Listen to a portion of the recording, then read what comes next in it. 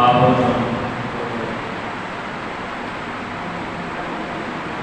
एकाग्रता के लिए परमपिता परमेश्वर के मुख्य नाम ओम का उच्चारण करेंगे। उच्चारण करने से पूर्व आप सभी से अनुरोध है, यदि स्पाइनल कॉर्ड में कुछ विशेष आपको असुविधा ना हो तो प्रयास कीजिए कि आप सीधे बैठें। और दूसरा निवेदन यह है, संभव हो सके तो जितने समय तक हमारी कक्षा चलेगी उतने समय तक जो आपका दूसरा मन है, जिसे मोबाइल कहते हैं, उससे हमारा संबंध ना रहे, क्योंकि एक तो हमारा मन चंचल है, दूसरा ये मोबाइल भी जो हमारा दूसरा बाहरी इंस्ट्रूमेंट है वो भी बड़ा चंचल है, उस पर भी हमारा ध्यान जाता है। तो उस मोबाइल को भी आप थोड़ा शांत कर दें, साइलेंट कर दें। अब आपकी एकाग्रता की अपेक्षा रखते हुए मैं चाहूँगा आप एक बार दीर्घ स्वर में श्वास लेते हुए श्वास को छोड़ें, फिर दोबारा उनका उच्चारण करेंगे। तो आँख बंद कर लीजिए, कमर आप सीधा रखिए, लंबा गहरा श्वास भरिए और लंबा गहरा श्वास धीरे धीरे छोड़िए। एक और बार श्वास लीजिए, श्वास छोड़िए, श्वास लीजिए और श्वास छोड़िए।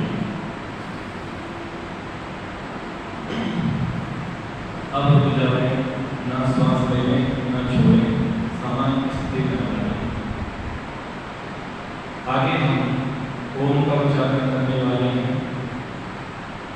ओम शब्द है, उस ओम शब्द का अर्थ है सर्वरक्षक, और हमें ईश्वर से संबंध जोड़ना है कि हे ईश्वर, आप सर्वरक्षक हैं, हमारी भी रक्षा कीजिए।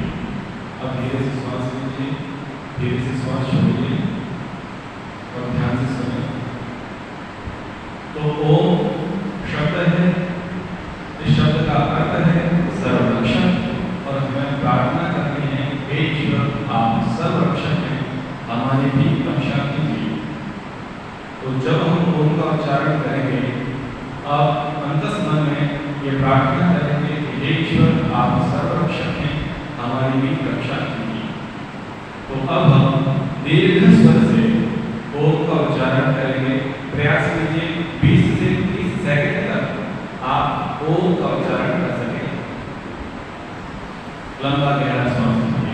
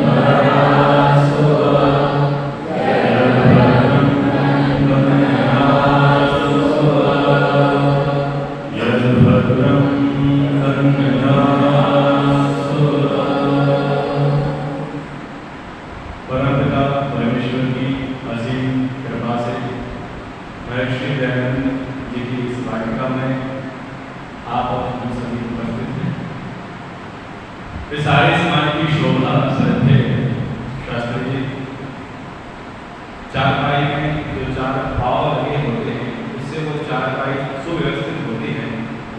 तो इस आर्य समाज की चारपाई में चार पाए अधिकारीगण, प्रधान जी, मंत्री जी और अन्य जो अधिकारीगण, पूजनीय वंदनीय प्यारी माताओं, भद्र पुरुषों, प्यारे बच्चों, जैसा कि निवेदन हुआ कि महाभारत पर चर्चा करना है। जब महाभारत हम नाम सुनते हैं तो आपके मस्तिष्क में क्या विचार आता है? महाभारत यानी कौरव पांडवों का युद्ध। महाभारत अर्थात कृष्ण लीला, महाभारत अर्थात द्रौपदी का अपमान, आदि आदि बड़े विषय आपके समक्ष जब महाभारत शब्द आता होगा पढ़ने में, सुनने में, तो बैकग्राउंड में ये चीजें आपके आती हैं। महाभारत के जो प्रथम वक्ता रहे वो कृष्ण द्वैपायन व्यास थे। लगभग 4500 श्लोकों में उन्होंने उस महाभारत का वाचन किया। उसका मूल नाम था जय संहिता। महर्षि व्यास के पश्चात उनके शिष्य हुए वैशंपायन। वैशंपायन ने इस ग्रंथ को जन्मेजय को सुनाया। ये जन्मेजय कौन था? अर्जुन के पुत्र हुए अभिमन्यु, और उस परंपरा में आते हैं परीक्षित, और परीक्षित के पुत्र हुए जन्मेजय। जब सर्व यज्ञ हुआ उस समय जन्मेजय को उनके परिवार का वृत्तांत वैशंपायन जी ने सुनाया, और उसके पश्चात लोमहर्षण के पुत्र हुए सौती, जिन्होंने सौनक आदि ऋषियों को इस ग्रंथ के विषय में बताया। तो इसके 3 वक्ता हुए। पहले वेद व्यास, जिन्होंने वैशंपायन को सुनाया। दूसरे वैशंपायन, जिन्होंने जन्मेजय को सुनाया। तीसरे थे सौती, जिन्होंने सौनक आदि ऋषियों को सुनाया। यहां तक सुनाते सुनाते 4500 श्लोक का महाभारत 10,000 तक पहुंच गया। तो पहले इसका नाम जय संहिता था, फिर भारत हुआ, और फिर जाकर के महाभारत। विक्रमादित्य जी के समय पर लगभग 20,000 श्लोक इसमें थे, यानी 2,500 से 3,000 वर्ष में 10,000 श्लोकों की अभिवृद्धि हो गई। राजा भोज के समय आते आते 30,000 के आसपास इसमें श्लोक आ गए। महाराष्ट्र से एक सातवलेकर जी है विद्वान, उन्होंने महाभारत के क्लेवर को और देखा तो उस समय 94,000 श्लोक उनकी महाभारत में मिलते हैं। और गोरखपुर से जो गीता प्रेस है वहां से महाभारत हमें 1,00,000 श्लोक का मिलता है। तो महर्षि दयानंद जी ने कहा था कि यदि इस महाभारत, ये महाभारत का क्लेवर ऐसे ही बढ़ता गया तो ये ऊंट के बोझ के समान हो जाएगा। तो यदि देखा जाए तो महाभारत में अकॉर्डिंग टू महर्षि दयानंद कितने प्रतिशत अभिवृद्धि हो गई? 90%। मूल महाभारत कितने का था? 10,000 श्लोक का। आज बाजार में जो महाभारत में उपलब्ध है वो कितने का है? 1,00,000 श्लोक का। 90% महाभारत में क्या हुआ? प्रकृति। तो उसमें बहुत सारी मनोरंजक कथाएं हैं। महाभारत बहुत अच्छा ग्रंथ रहा है। भारत ही नहीं, विश्व के बहुत सारे क्षेत्रों में, बहुत सारे कवियों ने इस पर साहित्य लिखे हैं। संस्कृत साहित्य में अभिज्ञान शकुंतलम, किरातार्जुनीय, भवभूतियों में भी कुछ लिखे हैं। फिर नल उपाख्यानम, शिशुपाल वधम और भी अनेक अनेक प्रकार प्रकार के प्रसंग संस्कृत साहित्य में आए हैं जो महाभारत से ही हैं, अथवा ये भी कह सकते हैं कि जो बाद में कवियों ने, संस्कृत कवियों ने जो भाष्य लिखे वो बाद में महाभारत में मिला दिए गए हों। दोनों ही संभावनाएं हो सकती है। अब महाभारत के विषय में एक विचार चलता है कि महाभारत पुस्तक को घर में नहीं रखना चाहिए। आप में से ऐसे कितने लोग हैं जिन्होंने ऐसा सुना है? इसका कारण क्या है? इसमें हेतु दिया गया कि जिसके घर में महाभारत पुस्तक होगी उसके घर में महाभारत होगा। मैं दावे के साथ कहता हूं कि जिसके घर में महाभारत पुस्तक होगी उसके घर में महाभारत कभी नहीं होगा। मैं दावा कर रहा हूं वैष्णव पायन जी के उस व्याख्यान से, जब वो कहते हैं कि धर्म के क्षेत्र में, अर्थ के क्षेत्र में, काम के क्षेत्र में और मोक्ष के क्षेत्र में, इन चारों विषयों के संबंध में जो इस ग्रंथ में लिखा है वही अन्य जगह लिखा है, और जो इस ग्रंथ में नहीं लिखा है वो दुनिया में कहीं नहीं लिखा। इतनी बड़ी प्रतिज्ञा वैष्णव पायन जी कहते हैं। यदि आप धर्मशास्त्र को पढ़ना चाहते हैं तो आपके लिए सर्वोत्तम है कि आप महाभारत पढ़िए। यदि आप अर्थशास्त्र जानना चाहते हैं तो आपके लिए सर्वोत्तम साहित्य है कि आप महाभारत पढ़िए। यदि आप समाज शास्त्र का अध्ययन करना चाहते हैं तो आपके लिए सर्वोत्तम साहित्य है कि आप महाभारत पढ़िए। यदि आप राजनीति शास्त्र को का अध्ययन करना चाहते हैं तो आपके लिए सर्वोत्तम शास्त्र है कि आप महाभारत पढ़िए। क्या चाहिए? सब कुछ महाभारत में है। विद्वानों ने भूरी भूरी प्रशंसा करते हुए अतिशयोक्ति में उसे 5वां वेद भी घोषित करा दिया। अतिशयोक्ति, 5वां वेद महाभारत नहीं है, लेकिन प्रशंसा करते हुए क्या कह दिया कि महाभारत 5वां वेद है। हालांकि 4 वेद और जो महाभारत है इसकी कोई तुलना नहीं है, कोई सिमिलरिटी नहीं है, पर एक उपमा दे दी जाती है, क्योंकि धर्म, अर्थ, काम और मोक्ष के विषय में जो उपदेश वेदों में दिया है वहां पर यथार्थ रूप में क्रियान्वित बताया गया है कि जो धर्म के क्षेत्र में चला है उनकी कैसी गति हुई है, जिन्होंने अर्थ को प्रधानता दी है उनकी कैसी गति हुई है, जो भोग विलास में आसक्त रहे उनकी कैसी गति हुई है, और जो मोक्ष के क्षेत्र में आगे अग्रसर हुए उनकी किस प्रकार की गति हुई है। तो महानुभावों, मैं आपसे फिर से कहना चाहूंगा, महाभारत घर में रखिए, उससे महाभारत होगा नहीं। आपके सारे महाभारत टल जाएंगे, सारे झगड़े, सारे द्वेष, सारे द्वंद्व दूर हो जाएंगे। अब महाभारत के संबंध में मैं आपके समक्ष 3 ऑप्शन रखता हूं। अभी युद्ध पर्वों का वर्णन चल रहा है और अंतिम युद्ध पर्व का प्रसंग अभी मैं पढ़ाने वाला हूं।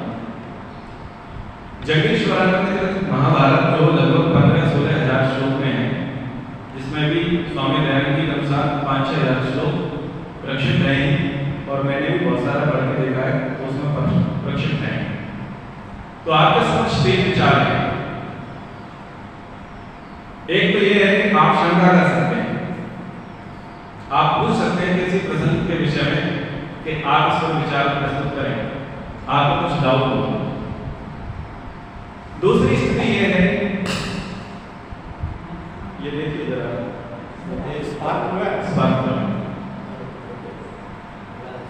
ध्यान दीजिए। दूसरी स्थिति ये है कि मैं जो प्रक्षिप्त और जो असैद्धांतिक विषय समाज में चल पड़े, जो काल्पनिक प्रसंग समाज में चल पड़े, उन पर विचार। और तीसरा है कि मैं महाभारत की व्यवहारिकता, शिक्षा प्रसंग आपके समक्ष प्रस्तुत करूं। तो 3 चीजें, या तो आप प्रश्न कर सकते हैं, आपकी कोई जिज्ञासा, कोई शंका हो वो आप ला सकते हैं, हम उस पर बात करेंगे। दूसरा है, आप ये कहेंगे जो उसमें मिलावट है, प्रक्षिप्त है, जो गलत तरीके से प्रस्तुतिकरण है, तो हम उस पर बात कर लेंगे। और तीसरा है, जो उसकी शिक्षाप्रद बातें उस पर हम बात कर लेंगे। तो ये आपके लिए है, आप जो जिस प्रसंग को सुनना चाहते हैं हम उस प्रकार से वार्ता आरंभ करेंगे।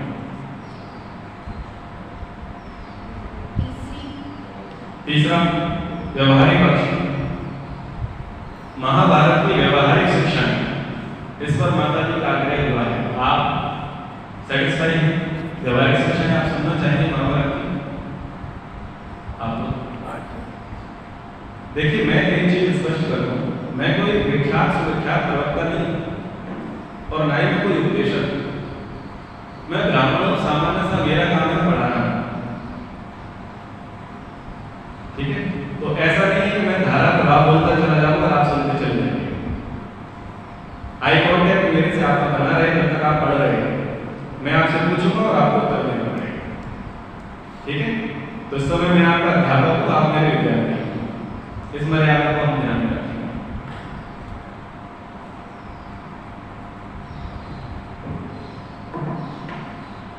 अभी मैं उड़ीसा से यात्रा करते हुए आया और बहुत सारे मांसाहार के प्रसंग मुझे देखने को मिले, भोजन की कई प्रकार की विसंगतियां मुझे देखने को मिली। तो चलिए, व्यवहारिक पक्ष में भोजन किस यहाँ करना चाहिए और भोजन कैसा करना चाहिए, इस विषय पर हम महाभारत से समझने का प्रयास करें। भगवान श्री कृष्णचंद्र जी महाराज शांति दूत बनकर के दुर्योधन के पास गए, कौरव सभा में गए, उन्होंने अपने पक्ष रखे, उनके पक्ष सुने। अतिथि सत्कार की विधि होती है कि अतिथि को रखा जाता है, उसे भोजन चाहिए, भोजन आदि प्रदान किया जाता है। तो दुर्योधन आते हैं, आप लोग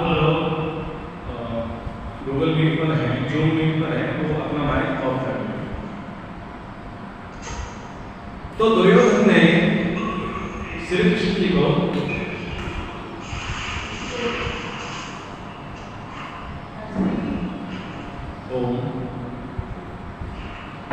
दुर्योधन ने श्री कृष्ण जी को ऑफर किया कि आप भोजन कीजिए।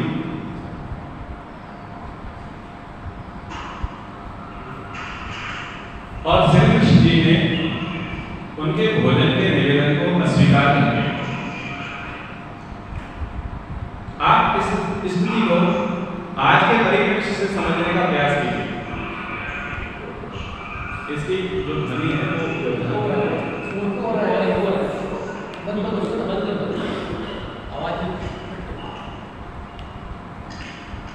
ये मैं जो बोलता हूँ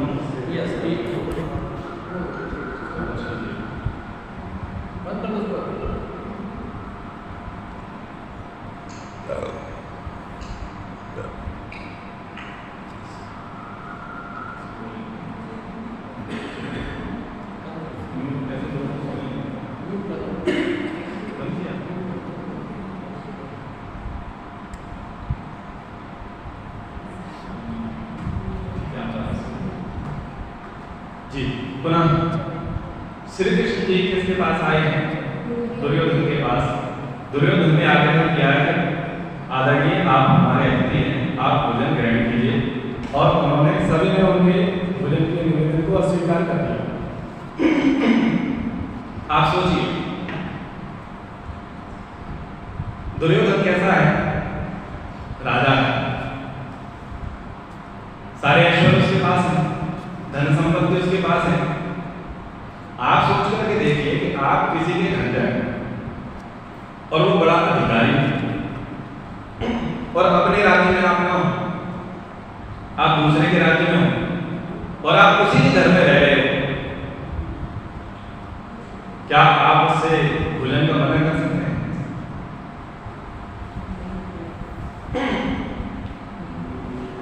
श्री कृष्ण जी ने जो हेतु दिया वो आप सब लोग याद रखिए, आपको काम आएगा।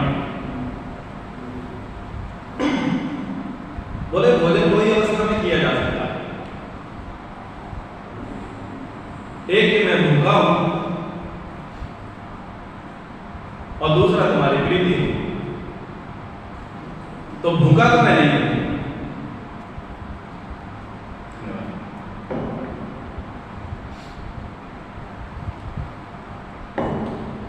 तेरे भोजन का भूखा तो मैं नहीं हूं और प्रीति तुम में मेरे प्रति है। वैशेषिक दर्शन के 6वें अध्याय में इस संबंध में अच्छा प्रसंग आया है कि धन किससे लें, दान किससे लें, भोजन किसका ग्रहण करें और भोजन किसे करावे।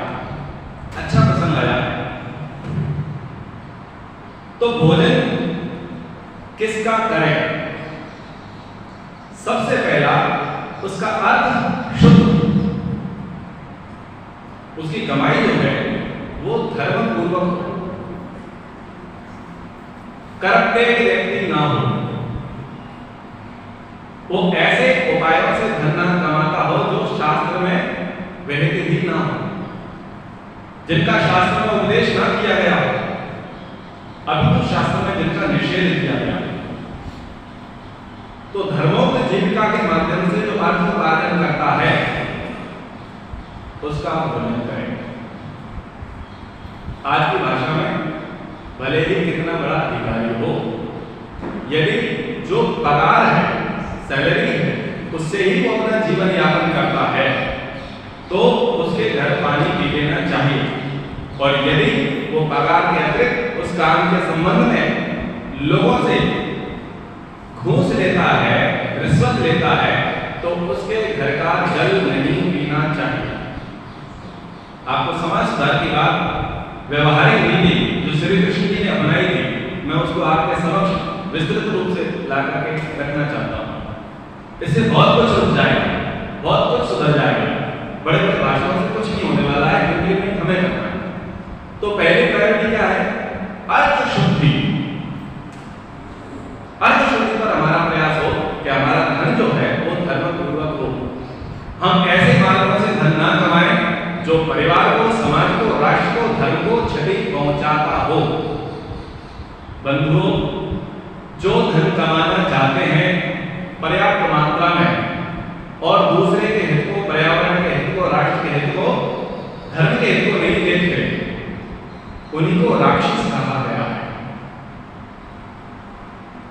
उन्हीं को पिशाच कहा गया है, उन्हीं को असुर कहा गया है शास्त्र में। तो पहला अर्थ शुद्धि, दूसरा है द्रव्य शुद्धि। जो आप भोजन कराने वाले हैं वो शुद्ध होना चाहिए। इसका सीधा सा अर्थ है शाकाहार होना चाहिए। शाकाहार में भी 3 श्रेणियां हैं, एक तामसिक, दूसरा राजसिक और तीसरा सात्विक। उसमें भी सात्विक होना चाहिए। द्रव्य शुद्धि। और ये जो राजसिक, तामसिक, सात्विक है, इसमें एक और चीज का ध्यान रखना चाहिए कि जो बनाने वाला है उसका भाव शुद्ध हो, उसका विचार शुद्ध हो, उसका अंतः शुद्ध हो। इसलिए माताओं को यह कहा जाता है कि जब मासिक धर्म उनका चल रहा हो तब उनको कह दिया जाता है कि आप रसोई में न घुसें। इसीलिए कह दिया जाता है क्यों? उस समय वो अंतस पीड़ा से पीड़ित हैं और ऐसी अवस्था में वो भोजन बनाएंगे तो भोजन पर अच्छा प्रभाव नहीं पड़ने वाला है। इसलिए पुराने लोगों ने कहा कि जब मासिक धर्म का समय चल रहा हो उस समय आप किचन में ही ना घुसें, इसीलिए कहा। और ये भी कहा गया कि जो गृहिणी है, गृह स्वामिनी है, घर की जो देवी है, वो दुखी होकर के, कुंठित होकर के भोजन ना बनाए, क्योंकि जब वो दुखी होगी, कुंठित होगी तो उसके विचार संक्रमित होकर के भोजन में आएंगे, उसका प्रभाव भोजन पर पड़ेगा। इसीलिए कहा गया यत्र नारेस्तु पूज्यन्ते रमन्ते तत्र देवता।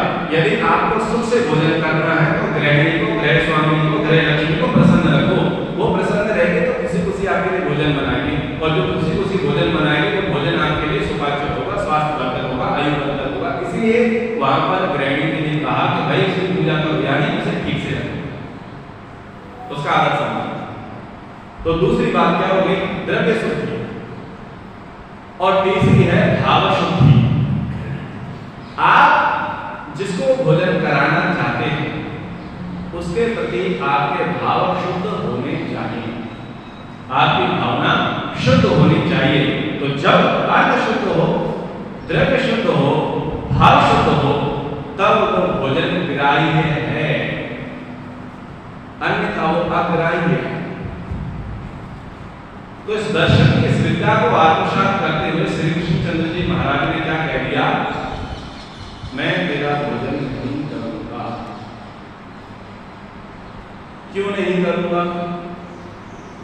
क्या मांसाहार परोसा था श्री कृष्ण जी को? ना। क्या वो राजसिक भोजन था? वो भी ना। भोजन कैसा होगा? वो निसंदेह सात्विक ही होगा, क्योंकि देखा जाता है कि भोजन किसे कराया जाता है। लेकिन दो अशुद्धि थी, एक द्रव्य अशुद्धि, अर्थ अशुद्धि, और एक भाव अशुद्धि। क्योंकि वो जो धन था वो दुर्योधन का नहीं था, उसमें पांडवों का हिस्सा मिला हुआ था जिस पर उसने अधिकार कर लिया। मैं आपके विचारों को और बढ़ाना चाहता हूं और आपसे निवेदन करता हूं इस प्रसंग के माध्यम से, यदि आपका कोई निकटस्थ पारिवारिक जन, संबंधी, बंधु, भाई यदि भाई की प्रॉपर्टी पर कब्जा किए बैठा हो, पिता की प्रॉपर्टी पर कब्जा किए बैठा हो, बहन की प्रॉपर्टी पर कब्जा किए बैठा हो, मित्र की प्रॉपर्टी पर कब्जा किए बैठा हो, और ऐसी प्रॉपर्टी जो उसकी नहीं है उस पर कब्जा किया बैठा हो, आप में सामर्थ्य होना चाहिए कि आप बोलते हैं मैं तेरे घर का पानी नहीं पीऊंगा। अगर आप बोलेंगे तो आप में सुधार आएगा, उस व्यक्ति में सुधार आएगा और समाज में सुधार आएगा। आपको बोलना पड़ेगा कि मैं तेरे घर का पानी नहीं पीऊंगा। क्यों? क्योंकि वो जो धन है वो तेरा नहीं, तूने कब्जे में लिया हुआ है। तो आप में सामर्थ्य होना चाहिए, सांसद, विधायक और जो बड़े बड़े अधिकारी और कर्म हैं उनके घर पानी न पीऊंगा। और मैं इसलिए कहता हूं कि मैं स्पष्ट कह देता हूं कि मैं पानी नहीं पीऊंगा। जब मेरे को निवेदन किया जाता है कि आचार्य जी आप आइए संस्कार कराने, तो मैं यजमान से सीधा पूछता हूं आपका व्यापार क्या है और आपके यहाँ कोई शराब मांसाहार का सेवन होता है? यदि उसके व्यापार से सेटिस्फाइड होता हूं तो मैं आगे नहीं करता हूं, और यदि उसके परिवार में शाकाहारी या मांसाहारी होता है तो स्पष्ट मना कर देता हूं, ब्राह्मणों मेरा धर्म है संस्कार कराना, करा के चला जाऊंगा, लेकिन तेरे घर का पानी नहीं पीऊंगा। ये मेरा नियम है। मैं इसको आपके साथ किया हूं, इसलिए पूरे गर्व के साथ कहता हूं। मैंने कृष्ण जी की नीति को फॉलो किया महाभारत से, तो मैं आपसे आग्रह करता हूं कि आप इस नीति को फॉलो करें। इसमें क्या है, इससे समाज सुधार है।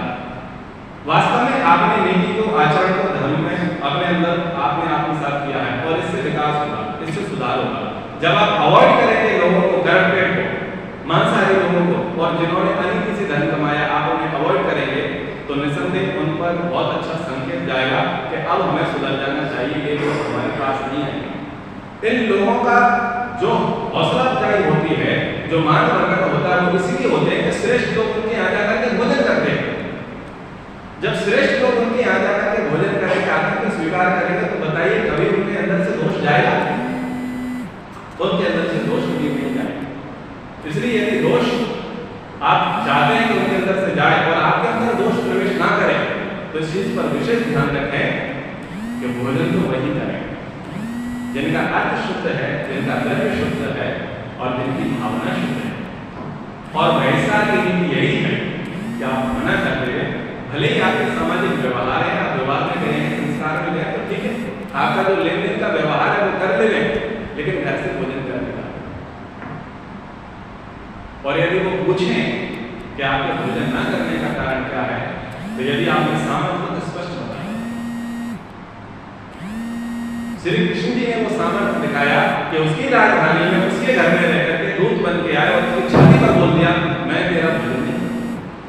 और भोजन कहाँ जाकर के किया? विदुर किया। विदुर क्या क्यों किया? वो मंत्री था। मंत्री कौन होते हैं? राज्य व्यवस्था में ब्राह्मण। मंत्री का पद ब्राह्मण का, और वो धार्मिक थे, स्पष्टवादी थे, सत्यवादी थे, श्री कृष्ण जी के प्रति आस्था रखने वाले थे। तो उनका अर्थ भी शुद्ध था, उनके भाव भी शुद्ध था और उनका द्रव्य भी शुद्ध था, यानी उनका भोज्य वस्तु भी शुद्ध थी। इसलिए उन्होंने उनके घर जाकर के भोजन किया। क्या आप लोगों ने इस प्रसंग पर आज तक विचार किया? ठीक है, कथाकार कह रहे थे दुर्योधन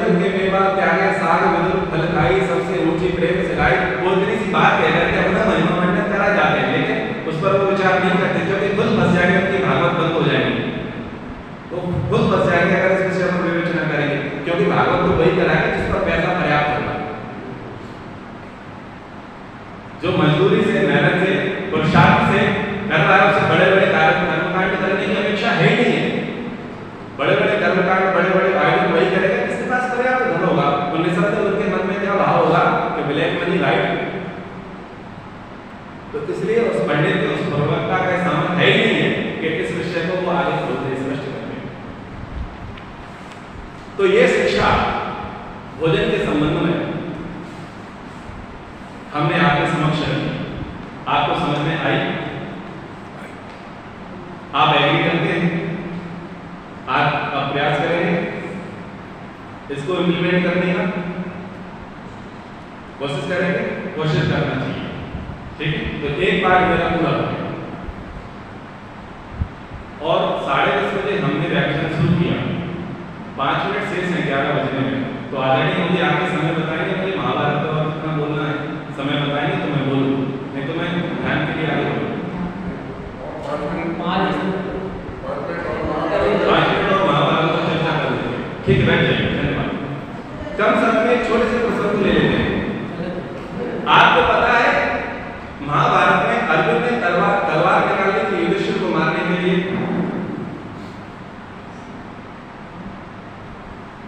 क्या ऐसा प्रसंग आपने कभी सुना? अर्जुन ने तलवार निकाली बड़े भाई को मारने के लिए, नहीं सुना। घटनाक्रम इस प्रकार से है कि कर्ण को मार नहीं पाते हैं युधिष्ठिर और अर्जुन, और कर्ण की मार से दुखी होकर के, चूंकि ये बड़ा भाई है इसे छोड़ देना, इसलिए वो पलायन करके भाग गए, पेड़ के नीचे जाकर के बैठ गए युधिष्ठिर। और ढूंढते जब कृष्ण और अर्जुन उनके पास गए तो उन्होंने क्या लगा कि शायद ये कर्ण को मार करके आ गए, तो उन्होंने कहा हमने कर्ण को नहीं मारा, हम तो तुम्हें देख रहे थे, तुम तो नहीं मर गए। जब उन्हें ऐसा लगा कि भाई कर्ण जीवित है और उसने मुझे भगा के मारा, मैंने ये भूमि छोड़ करके पेड़ के आगे नीचे बैठ गया, वो फ्रस्ट्रेट होकर के क्या कहने लगा, धिक्कार है अर्जुन तेरे गांधी, धिक्कार है तेरे शौर्य को, धिक्कार है तेरे दिव्यास्त्र को। जब आवेश में आकर के, क्रोध में आकर के, फ्रस्ट्रेट होकर के उन्होंने अपने छोटे भाई के प्रति ये वचन कहे, तुरंत अर्जुन ने तलवार निकाली, तलवार निकाली म्यान से। अर्जुन से कृष्ण जी बोले भाई क्या विचार है? बोले प्रभु विचार ये है, मैंने प्रतिज्ञा ले रखी है, जो मेरे गांडीव को, मेरे दिव्यास्त्रों को उल्लंघन देगा, धिक्कार देगा, मैं उसका सर करूंगा। बोले महाभारत में तो पहले से खत्म हो जाएगा बिना लड़े भाई, अगर ये तुम कर बैठे। बोले नहीं मैं छोड़ूंगा नहीं, मैंने प्रतिज्ञा ले रखी है। बोले तू समझ मूर्ख, बड़े भाई को मार देगा तो मेरा युद्ध करे मारे जाएंगे और हम जीत की दहलीज पर है। तो श्री कृष्ण जी की उत्तम नीति बाहर निकल करके आती है, तो सुनो तुम्हें भाई का वध करना है, मैं तुम्हें उपाय बताता हूँ भाई का वध कैसे करना है। बोले जो श्रेष्ठ होते हैं उनका अपमान कर दो, अपमान ही उनके वध के समान होता है। उत्तम नीति निकाल करके श्री कृष्ण जी लेकर के आए। आपने सदैव अपने भाई का, धर्मराज युधिष्ठिर का सम्मान किया है, आप उनके अपमान में कुछ शब्द कह दीजिए। और शास्त्रों में क्या कहा जाता है, ब्राह्मण अवध्य है। क्या कहा जाता है? ब्राह्मण अवध्य है, इसलिए क्या करते हैं, उसका अपमान कर देते हैं, और अपमान करना ही उसके वध के समान होता है। ये बहुत अलंकारिक प्रसंग होते हैं बहुत जगह, मारने का हर जगह मारना नहीं होता, मारने का अर्थ ये होता है अवमानना। यजुर्वेद का जो मंत्र है 40 अध्याय, जहां पर कहा गया ये के जो आत्मा न जरा, जो कोई आत्मा की हनन करते हैं, यानी व्यक्ति स्वयं अपनी आत्मा को तो नहीं मार सकता ना, लेकिन वहां बात यही कि जो अंदर आत्मा की आवाज को निग्लेक्ट कर देते हैं, इग्नोर कर देते हैं, वो लोग दांत प्रत्यादि गच्छन्ति, वो प्रेत योनि को प्राप्त होते हैं, मनुष्य योनि को प्राप्त होते हैं, जो अपनी आत्मा की आवाज को दबा देते हैं, उसको मार देते हैं। प्रसंग पर आते हैं श्री गुरु, उन्होंने कहा कि तुम इनका अपमान कर दो, तो अब वो अपमान करना शुरू कर देते हैं, तू जुआ खेल, हम जुआ नहीं खेले, तू जुआ खेल। तो सारे के सारे जो आरोप थे वो सब के सब वो युधिष्ठिर पर लगा देते हैं, जो कि बिल्कुल सत्य होते हैं, लेकिन क्रोध में बातें कहेंगे। जब आरोप लगा दिए जाते हैं तो एक को संभाला, दूसरा बिगड़ गया, श्री कृष्ण जी ने किसको संभाला? अर्जुन को। और अब कौन बिगड़ गया? युधिष्ठिर। उन्होंने कहा बिल्कुल ठीक कहा, इस महाभारत युद्ध के लिए, पांचाली के अपमान के लिए, तुम सब लोगों की दुरावस्था के लिए अगर कहीं पर कोई दोषी है तो मैं ही हूं, इसलिए राजा भीम बनेगा और मैं आत्महत्या करूंगा। रात्रि है, शिविर में बैठे हैं और घर में कैसी फूट कैसी कलह चल रही है कि एक तो तलवार निकाल करके भाई को मारने के लिए तैयार था, दूसरा स्वयं आत्महत्या करने के लिए तैयार हो गया। तब फिर छोटे भाई के बाद बड़े भाई को समझाया जाता है कृष्ण जी के द्वारा, भाई ऐसा काम मत करो। उन्होंने बातें कही क्रोध के कारण कही और उन्होंने अंत में जो सार की बात कही वो मैं कहना चाहूंगा। क्या आपने विचार किया कि आप लोग ऐसे क्यों बिगड़े? उन्होंने हेतु दिया, आपने वृद्ध पुरुषों की सेवा नहीं की। महानुभावों, जिनके माता पिता नहीं होते, जिन पुत्रों को, जिन संतानों को माता पिता का सानिध्य प्राप्त नहीं होता, उनकी शिक्षा प्राप्त नहीं होती, प्रायः वो बच्चे बिगड़ जाते हैं, वो पथभ्रष्ट हो जाते हैं, वो हिल मिल करके नहीं रह पाते हैं। और महाभारत में ये कथानक बहुत बड़ा उदाहरण है, क्योंकि पिता की मृत्यु तो जन्म होने से पहले ही हो गई और माता कुंती का साथ तो उनको मिला नहीं। शुरुआत में गुरुकुल चले गए, गुरुकुल से लौटे तो लाक्षागृह में आग लगा दी गई। बाद में क्या हुआ? 13 वर्ष का वनवास, किसी का सानिध्य प्राप्त नहीं हुआ, ना तो उन्हें विदुर का सानिध्य प्राप्त हुआ, ना तो उन्हें भीष्म का सानिध्य प्राप्त हुआ, ना उन्हें व्यास का सानिध्य प्राप्त हुआ, किसी बड़े बुजुर्ग का सानिध्य प्राप्त हुआ ही। और उसका परिणाम क्या हुआ कि लोग आपस में लड़ने झगड़ने लग गए। तो श्री कृष्ण जी हेतु देते हैं कि जो संतान वृद्ध पुरुषों का सेवन नहीं करते, जो बड़ों की आज्ञा में नहीं चलते, प्रायः वो बच्चे नष्ट भ्रष्ट हो जाते हैं। इसलिए आप प्रयास किया कीजिए, आपके जो नाती पोते हैं उनको आपकी सेवा सतत मिलती रहे और आप भी अपने आप को बड़ा मत मानिए। आपके ऊपर भी बहुत कुछ गुरु आचार्य हैं, उनको भी आप अपना बड़ा लेकर के चलिए, तो आप भी नष्ट भ्रष्ट नहीं होंगे। तो ये महाभारत की दूसरी शिक्षा संक्षेप का मैंने आपके समक्ष कही। प्रसंग को अब हम यहाँ पर विराम करते हैं। आप सब थोड़ा सा शांति से रिलैक्स हो जाइए, धीरे से श्वास लीजिए, धीरे से श्वास छोड़िए।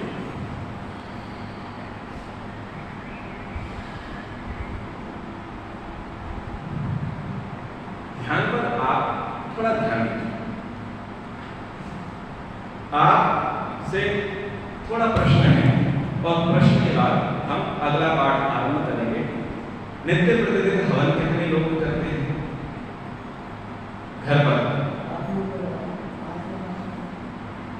एक। साप्ताहिक रूप से घर पर आर्य समाज में ठेका नहीं।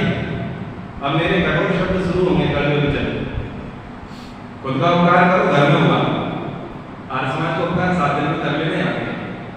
आपकी प्रायोरिटी आपका घर है, आप घर में करोगे, आप सुधरेंगे, आपके बच्चे सुधरेंगे, बच्चे के बच्चे सुधरेंगे, वहां पर पॉजिटिव एनर्जी क्रिएट होगी।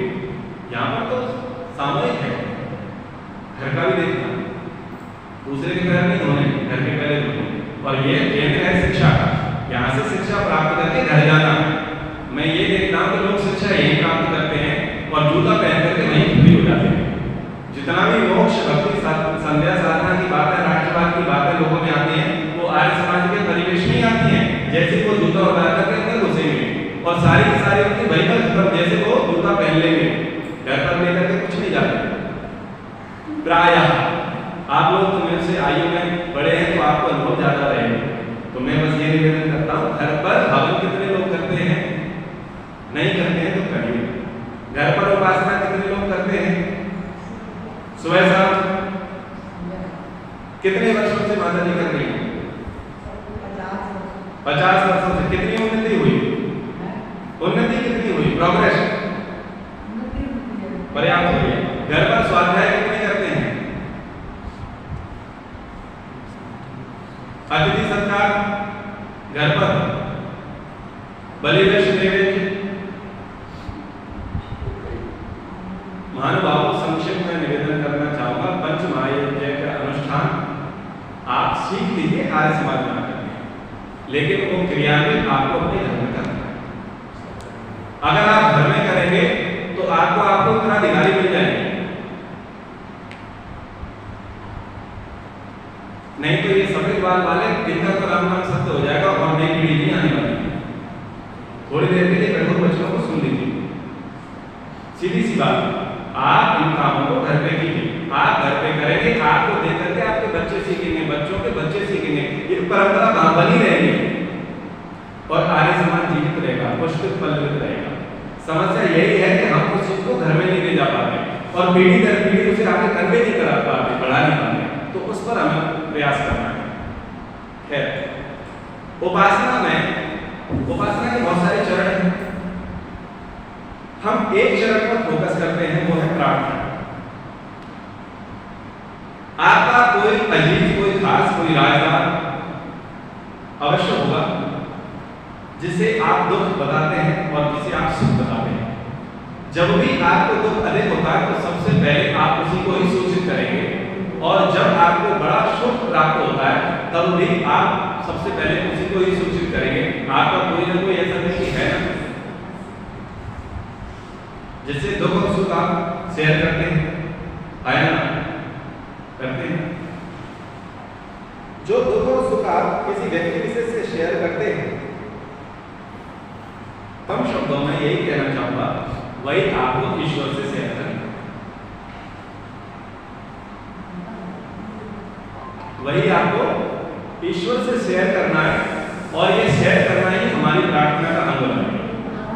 ठीक है? ईश्वर की उपासना में तीन चीजें, एक है स्तुति, दूसरी है प्रार्थना और तीसरी है उपासना। तो आज हम प्रार्थना पर विचार करते हैं, हमें ईश्वर की प्रार्थना कैसे करनी है। ठीक है? क्या विचार है? हमें ईश्वर से प्रार्थना कैसे करनी है? तो कोई भी मंत्र ले लेते हैं, विश्वानिदेव, शंभोदेवी, गायत्री मंत्र, अष्टमा सदगमय, तमसमय, ज्योतिर्गमय, बताइए कौन सा मंत्र लेना है? विश्वानिदेव मंत्र ले लीजिए। विश्वानिदेव मंत्र से अब हम ईश्वर से प्रार्थना करेंगे। ठीक है? प्रार्थना किस प्रकार से करना है? अभी जो आएंगे वो मेरे भाव होंगे, बस आपको कॉपी नहीं करना है घर पे जाकर, आपको अपने भाव लेकर के आना। रटंत विद्या से कुछ भी उन्नति नहीं होगी। जो मंत्र है, मंत्रों के जो अर्थ के जो भाव है, उससे कुछ नहीं होने वाला, वो केवल और केवल एक कर्मकांड का हिस्सा रह जाएगा। आपको इतना आप इतने सेटिस्फाई हो जाएंगे कि ठीक है मैंने समझा कर ली, लेकिन आपकी उन्नति कभी नहीं होगी। तो आपको स्वयं के भाव जागृत करने पड़ेंगे और वो स्वाध्याय और चिंतन से होगा। तो इतनी भूमिका मैंने आपके समक्ष रखी। थोड़ा किसी की वॉल्यूम पंखे को कम कर दीजिए, इससे घबराना होता है। अब आपसे मेरा निवेदन है, आप इधर उधर कुछ भी ध्यान नहीं देंगे, आप केवल और केवल मेरी ही बात को ध्यान से सुनेंगे और उसको थोड़ी देर के लिए अपनी आवाज बना दीजिए। ठीक है? ये आप थोड़ा ध्यान दीजिएगा। चलिए अब हम सीधे बैठ जाते हैं। मंत्रोच्चारण की विधि मैंने आपको बता दी, शब्द, अर्थ और संबंध।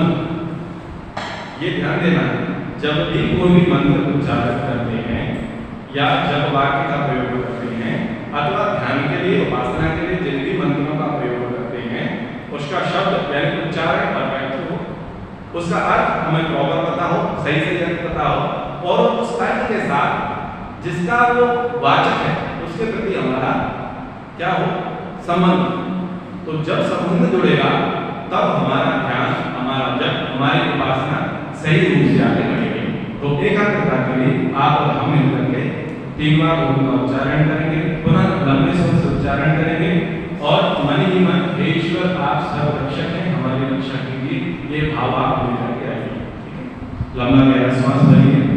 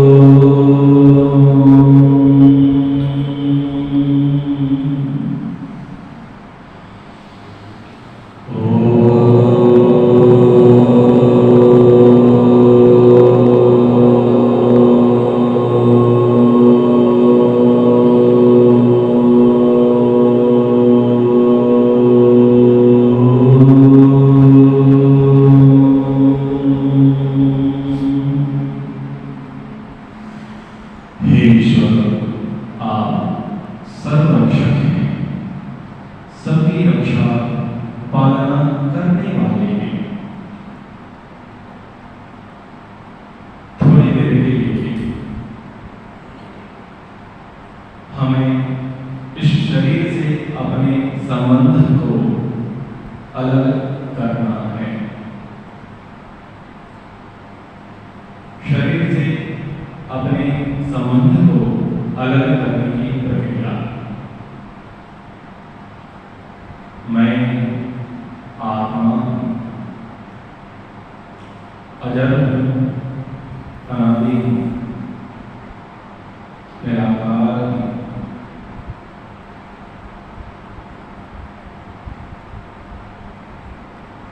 अनादिकाल से इस सृष्टि में अविद्या से ग्रसित होकर करने वाले कर्मों के परिणाम स्वरूप विभिन्न योनियों में मेरा आवागमन होता रहा है। मैं शरीर नहीं हूँ, शरीर मेरा साधन है। मैं शरीर से सर्वथा पृथक हूँ, सर्वथा पृथक हूँ।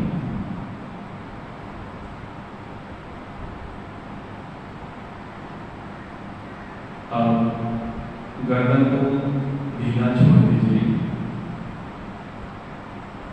कंधों को भी ढीला छोड़ दीजिए,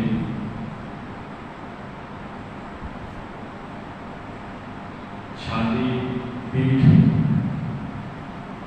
इसको भी ढीला छोड़ दीजिए, भुजाओं को, कोहनी को, कलाई को शांत कर दीजिए,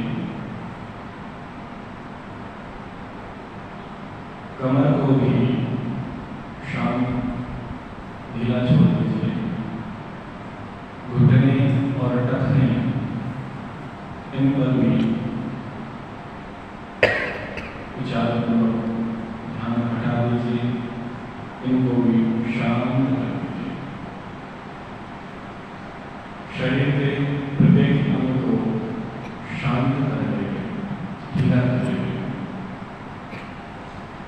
सहज हो जाए, आत्मस्थ होने का प्रयास करें।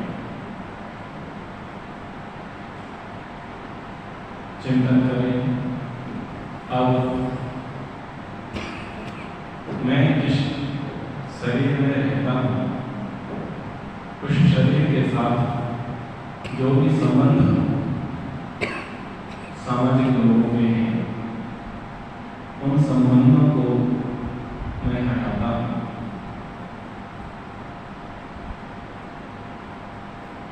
मेरा किसी से कोई नाता नहीं है।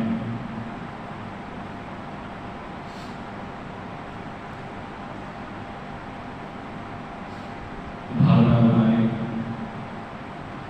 किसी भी प्रकार का शोर, वृत्ति, विचार, स्मृति हम बिल्कुल नहीं उठा रहे और संकल्पबद्ध हो जाए। ध्यान काल में हम किसी भी प्रकार की शारीरिक प्रचेष्टा नहीं करेंगे। शरीर से जो संबंध है, व्यक्ति, वस्तु आदि आदि, उन संबंधों को हम बीच में नहीं लाएंगे। भावना बनाएं, मैं आत्मा हूं, मेरे चारों ओर घोर अंधकार है, गहरा अंधकार है, कुछ भी नहीं, एकदम शून्य है।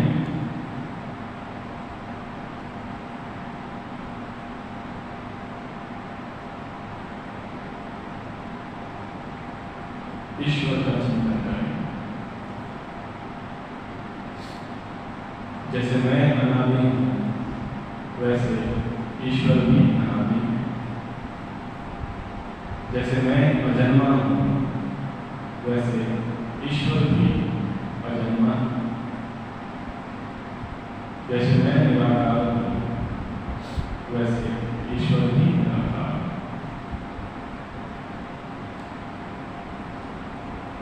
ईश्वर सर्वज्ञ है, मैं अल्पज्ञ हूँ। ईश्वर सर्वशक्तिमान है, मैं अल्पशक्तिमान हूँ।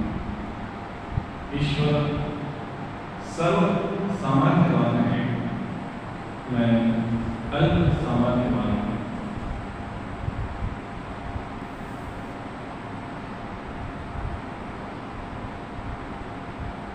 मैं मन में जो विचारता हूँ, वाणी से जो कुछ भी बोलता हूँ, शरीर से जो कुछ भी क्रिया करता हूँ, ईश्वर प्रतिक्षण उसको अनुभव करते हैं, देखते हैं, जानते हैं। क्योंकि ईश्वर मुझ में और मैं ईश्वर में ओतप्रोत हूँ। ईश्वर आकाश के समान सर्वत्र व्यापक है। वह मेरे आगे, मेरे पीछे, मेरे ऊपर है, मेरे नीचे, मेरे भीतर है, मेरे बाहर। सर्वत्र ईश्वर ही ईश्वर है। मैं किसी भी क्षण उनसे अलग नहीं रह सकता। भाव को बनाए रखें।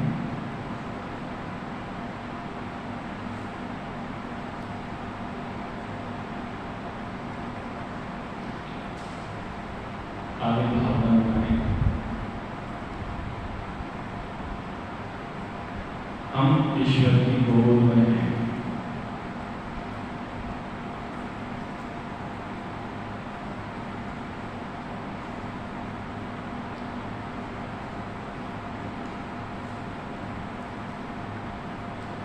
ईश्वर हमारी माँ है, ईश्वर हमारा पिता है।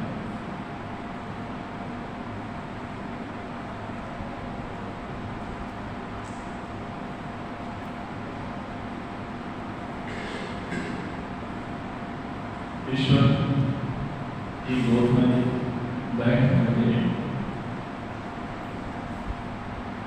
अब हम ईश्वर से प्रार्थना करते हैं। भावना बनाए रखें।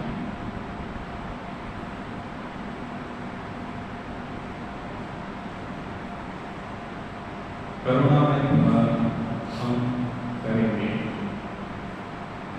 जैसे भक्त भगवान से याचना करता है, सेवक स्वामी से याचना करता है, पुत्र माँ से याचना करता है, प्रार्थना करता है, उस भाव को लेकर के याचना करेंगे। ईश्वर हमारे समक्ष है, हम उसके चरणों में हैं। याचना के लिए मंत्र का साथ लेंगे।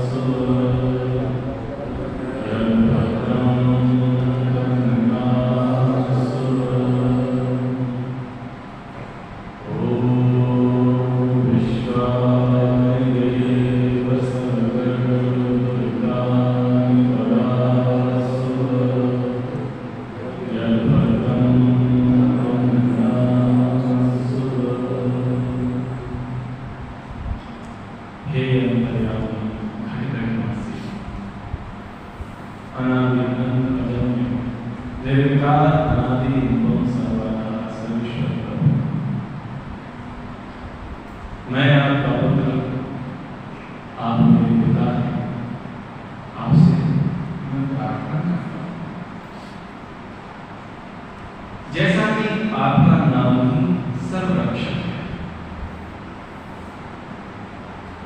आपने तो अपने नाम के अनुकूल कार्य भी किया है। मुझे पुत्र को जब भूख लगती है तो मेरी भूख का निवारण करने के लिए आपने तो पहले ही अन्न आदि इस सृष्टि में दे रखी है। यदि मुझे प्यास लगे तो जल की व्यवस्था आपने पहले से ही कर रखी है। यदि मैं जीवन में कभी दिल भ्रमित हो जाऊं तो पथ प्रदर्शक के रूप में आपने पितरों को, ज्ञानियों को, विद्वानों को पहले से ही बना करके रखा है। आपकी इतनी अनंत महिमा, इतनी अनंत कृपा है। हमारे प्राणों का संचालन करने की जिम्मेदारी भी आपने ही ले रखी है। हमें तो श्वास लेने और छोड़ने का ख्याल भी नहीं मिलता। संभवतः आप हमारे आलस्य को, हमारी मूर्खता को जानते हैं। इसीलिए तो ये श्रेष्ठ कार्य आपने अपने हिस्से ले रखा है। हम अपना काम करते रहें और आप हमारे प्राणों को शक्ति देते हैं। पलक झपकाने का सामर्थ्य आपने पहले से ही विद्यमान कर रखा है। नए ज्ञान के सृजन के लिए वेद की रचना आपने कर रखी है। मैं कितना बखान करूं, कितना चिंतन करूं, वास्तव में आप सर्वरक्षक हैं। आपने रक्षा के हेतु जितने वो पहले से ही हम मनुष्य की सृष्टि से पूर्व आपने दे रखे हैं। आपके रक्षक लोगों को नमस्कार करता हूं। हे विश्वाधिपति, जगत आधार ईश्वर, आपने इस सारे संसार को उत्पन्न करके धारण किया।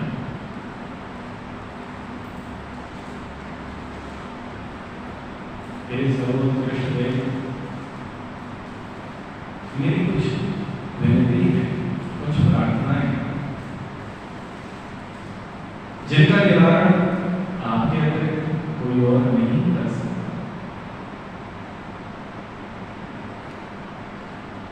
यूं तो आपने अनेक प्रकार के संकेत पहले से ही दे रखे हैं।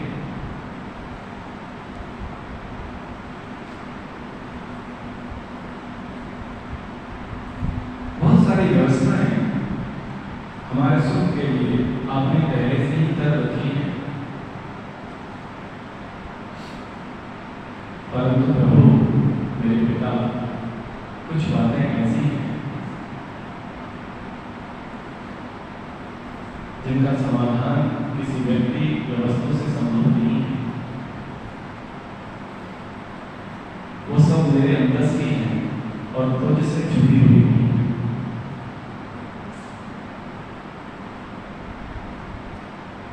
मैं आपका पुत्र आपसे याचना करता हूं कि जितने भी दुर्गुण हैं, दुर्व्यसन हैं, बुराइयां हैं, चाहे वो मेरे गुणों में हो, मेरे कर्मों में हो या मेरे स्वभाव में हो। यूं तो कई लोग मुझे आगाह कर देते हैं, रोक देते हैं कि तुझमें ये कमी है, तुझमें ये बुराई है, तेरे ऐसे कर्म हैं। और कुछ कुछ तो मैं भी समझ ही जाता हूँ कि मेरे कौन से गुण बुरे हैं, कौन से कर्म बुरे हैं और कौन से स्वभाव बुरे हैं। परंतु सर्वांश में तो नहीं जानता। सर्वांश में तो केवल और केवल आप ही जानते हैं, क्योंकि जन्म जन्मांतर से सदा ही आप मेरे साथ रहे हैं। ये बात अलग है कि मैं अपनी मूर्खता से आपके साथ को समझ नहीं पाया, परंतु आज मैं अपनी स्वार्थ नहीं है, कोई क्षणोपेश नहीं है। मैं पूरी श्रद्धा के साथ आपसे प्रार्थना और याचना करता हूँ कि मेरे अंदर जो बुरे संस्कार हैं, बुरे गुण हैं, बुरे कर्म हैं और बुरे स्वभाव हैं, उनको दूर कर दीजिए।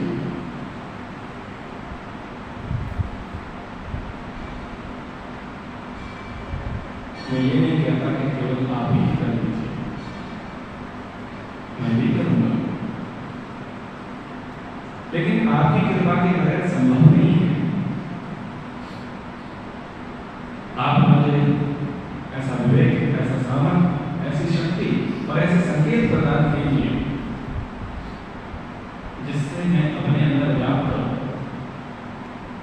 बुरे गुण कर्म स्वभावों को दूर करने में सफल हो सकूं।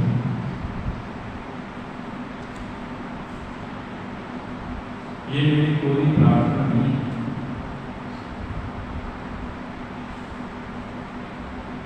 ये कोई वार्षिक नहीं,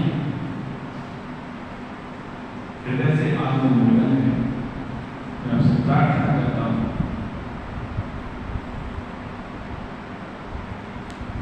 जो मेरे बुरे गुण, बुरे कर्म, बुरे स्वभाव हैं,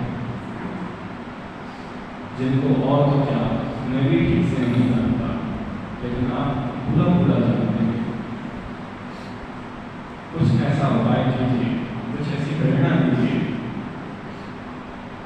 जिससे ये सब मेरे से दूर हो जाए। और प्रभु साथ में ये भी प्रार्थना है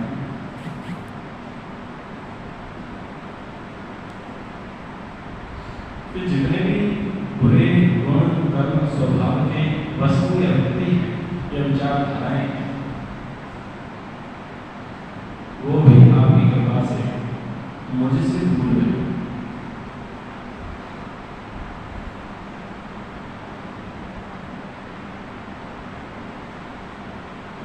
आप नहीं कहते कि जब श्रेष्ठ गुणों को धारण करना हो तो सबसे पहले अशुभ हो, अश्रेष्ठ हो, हीन हो, हमें त्यागना चाहिए। तो मैं बदले की इच्छा नहीं कर रहा, अवध चला जाए ये इच्छा कर रहा।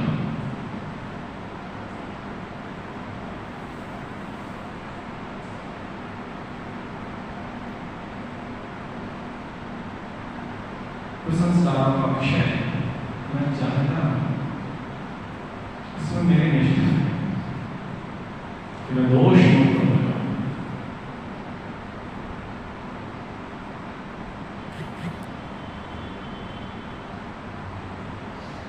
और जब मैं दोष मुक्त हो जाऊंगा आपकी कृपा से, तो निसंदेह आप मुझे भद्र से परिपूरित कर देंगे। शुभ गुण, शुभ कर्म, शुभ संस्कार मेरे में आपकी कृपा से आरंभ हो ही जाएंगे। सत्संगति आपकी कृपा से हो ही जाएगी।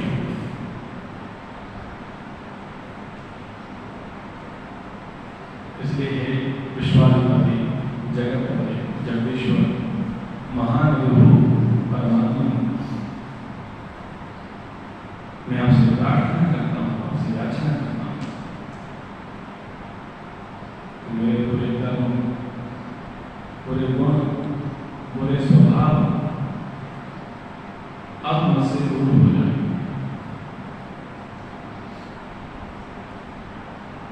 मैं आज से, अभी से यह चाहता हूँ कि आपके आशीर्वाद से, आपकी कृपा से, आपकी दया से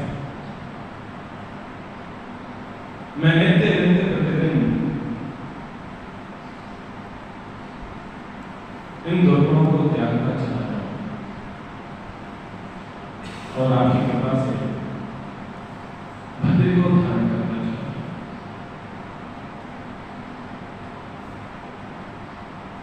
और इसके पुरुषार्थ के लिए, इसके प्रयास के लिए मैं प्रार्थना भी करता हूँ और संकल्प भी लेता हूँ।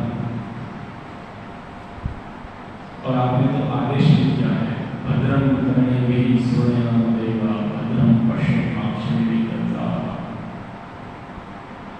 आपकी कृपा से मैं भद्र को ही सुनूं, अभद्र मेरे कानों में प्रवेश न कर सके। भद्र ही मैं देखूं, शुभ ही मैं देखूं, अशुभ मैं न देखूं। भद्र ही मैं बोलूं, अभद्र मैं न बोलूं। मेरे पद भी भद्र की ओर अग्रसर हो, शुभ की ओर अग्रसर हो। मेरे हाथ सदैव भद्र कार्य के लिए तत्पर रहे। मेरी बुद्धि में पवित्रता आए, मेरा मन शुभ संकल्प बना हो, उसके लिए मैं पूरा प्रयास, पूरा पुरुषार्थ करूंगा।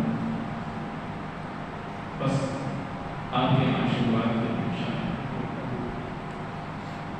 क्योंकि आप मेरे शाश्वत पिता हैं और मैं आपका पुत्र हूं, मैं आपका भक्त हूं, आप मेरे भगवान हैं, आप मेरे स्वामी हैं, मैं आपका सेवक हूं। इस नाते आप मेरी प्रार्थना को अवश्य ही स्वीकार करेंगे, यह मुझे पूरा विश्वास है।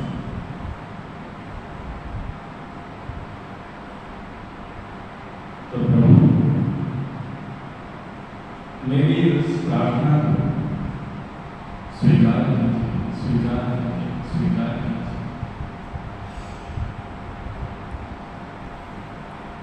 शरीर का सामर्थ्य प्रभु अधिक नहीं है, सामाजिक बंधन भी विशेष है। इस दुर्भाग्य के कारण मैं अधिक वार्ता आपसे करने में असमर्थ हूं।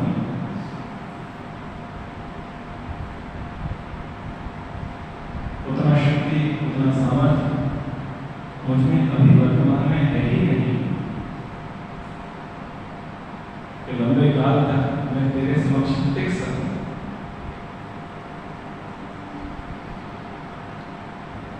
बस यही प्रार्थना है कि प्रार्थना का दौर कभी रुके नहीं, तुझसे मेरे बदन कभी छूटे नहीं।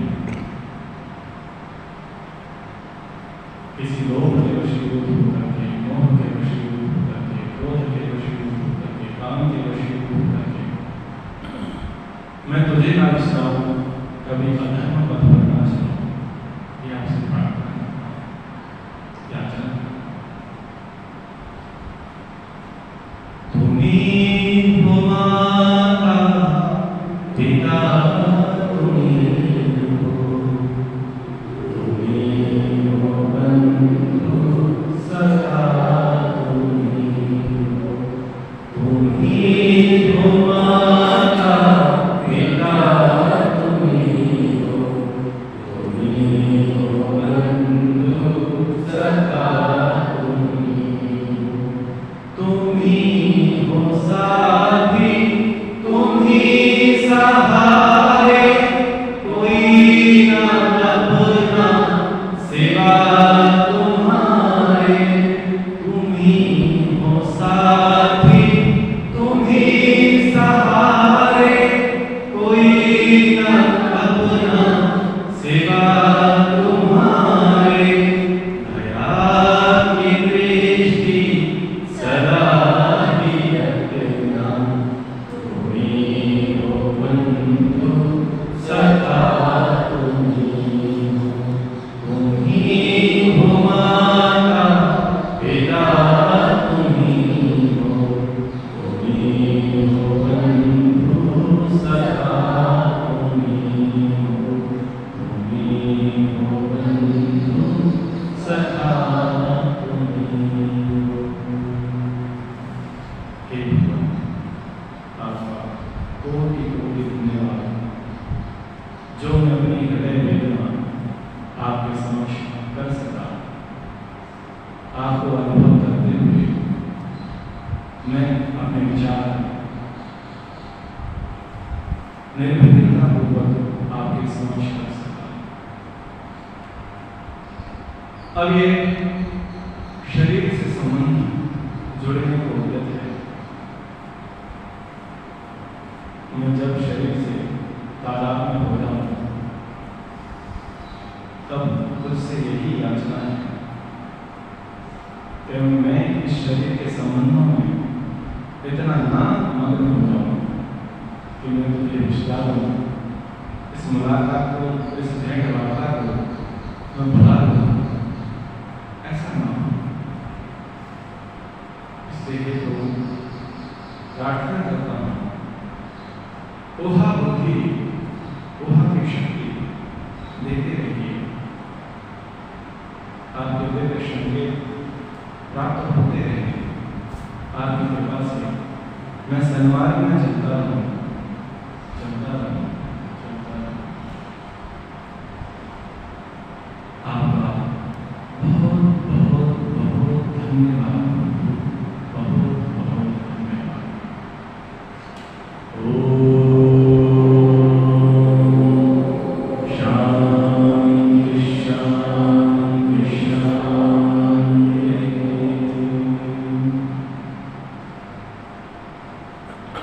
शरीर की चेष्टाओं को पुनः देखते हैं। शरीर के साथ तादाद में संबंध बनाते हुए अपनी आसन की स्थिति को भी ठीक कर लेते हैं। लंबा गहरा सांस भर के सांस रोकते हुए थोड़ा ईश्वर का चिंतन करें। उसके साथ जो सुखद वार्ता हुई, उस वार्ता का दृश्य थोड़ा समझने का प्रयास करें। जो हमने प्रार्थनाएं की, उस प्रार्थना का अवलोकन करें।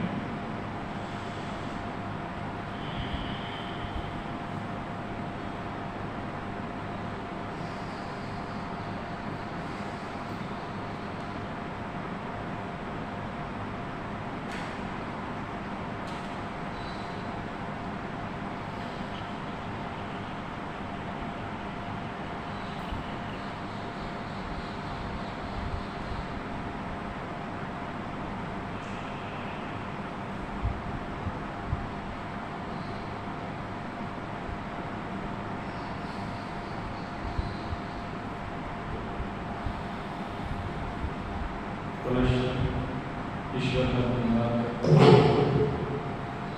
आप हमें दर्शन करें, नेत्रों में लगाएं, धीरे धीरे नेत्रों को खोलें।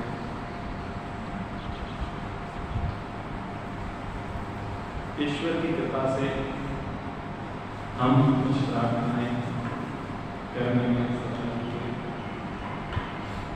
मैं हुआ क्योंकि मैंने समय का ध्यान मुझे तो अच्छा,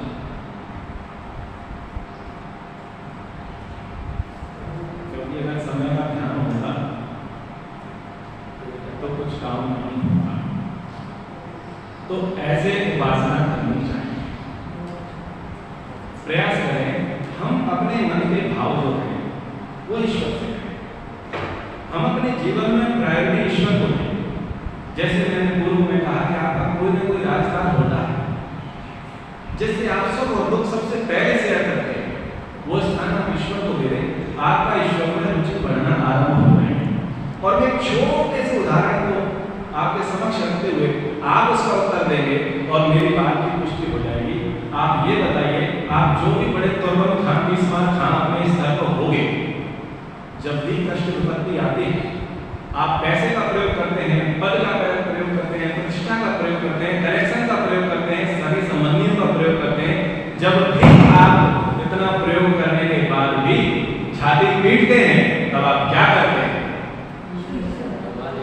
और आप सच्चे हृदय से स्वीकार करके बताइए, जब अंत में जब आपके पास कोई सहारा नहीं होता और आप शून्य होकर के दंडवत साक्षात प्रणाम करते हैं, बोलते हैं बाप मेरे बचा, अब बचाते हैं। तो मुझे ईमानदारी से याद करके बताइए, आप बचे या नहीं?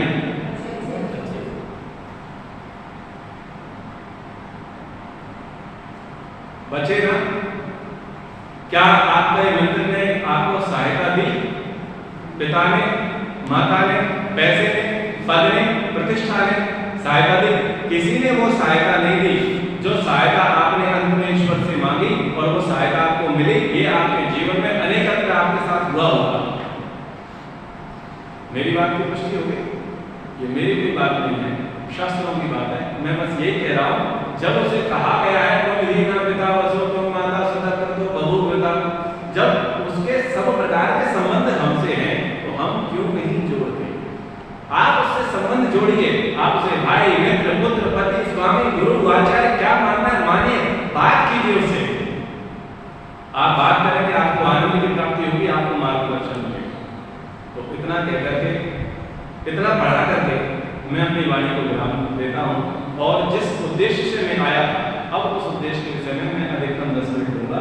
ये तो प्रधान जी का था कि कुछ आकर के पढ़ाना है तो मैंने पढ़ा दिया, लेकिन जिस उद्देश्य में आया हूँ वो मैं निवेदन कर रहा हूँ। दर्शन योग धाम का निर्माण गांधीनगर गुजरात में हो रहा है। पूज्य स्वामी विवेकानंद के सानिध्य में, उनके निर्देशन में हो रहा है। उद्देश्य है चारों आश्रमों की रक्षा।